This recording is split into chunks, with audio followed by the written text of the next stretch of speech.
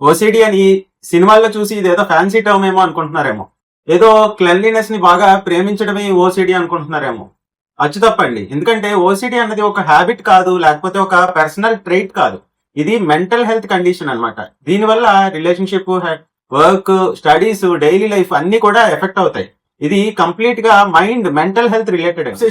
Obsessions అంటే unwanted repeated thoughts అండి. అంటే అన్నెసరీవి రిపీటెడ్ గా మైండ్ లోకి వస్తుంటాయి. నా చేతులు ఏమన్నా పాడైపోయి, కంటామినేట్ అయిపోయి, లేకపోతే మురికి అయిపోయి అని చెప్పి వాష్ చేయడం, లేకపోతే ఇంటి నుంచి బయటకు వచ్చేసాక నేను డోర్ లాక్ వేసానా లేదా పదే పదే పదే పదే అదే ఆలోచనలో ఇలా రిపీట్ అవుతా ఉంటుంది. గమనించవలసింది ఏంటంటే, ఎవరైతే హ్యాండ్ వాష్ అన్నది ఎక్సెసివ్ గా చేస్తున్నారా అన్నది గమనించుకోండి.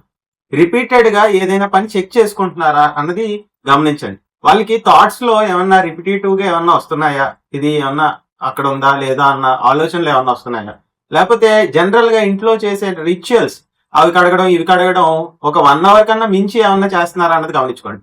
ఎప్పుడైనా కానీ ఓసిడి అన్నది ఎర్లీగా మీరు ఐడెంటిఫై చేసినట్టయితే చక్కగా ఎటువంటి సైడ్ ఎఫెక్ట్స్ లేకుండా హోమియోపతిలో వేలాది మందులు ఉన్నాయండి. కరెక్ట్ గా మీకు సూట్ అయిన మందు కానీ పడితే చాలా ఇబ్బంది నుంచి బయటపడతారు. దీనివల్ల ఏదో చిన్నది కదా అనుకుంటారు, కానీ ఇది మైండ్ రిలేటెడ్. హోమియోకి మైండ్ కి చాలా మంచి సంబంధం ఉందండి. మైండ్ కూడా తీసుకునే హోమియో మందులు ఇవ్వడం జరుగుతుంది. కాబట్టి హోమియోపతిలో ఎప్పుడన్నా సరే ఈ మైండ్ రిలేటెడ్ చాలా చక్కగా ఎటువంటి సైడ్ ఎఫెక్ట్స్ లేకుండా క్లియర్ అవుతుంది. చూస్ హోమియోపతి. Thank you.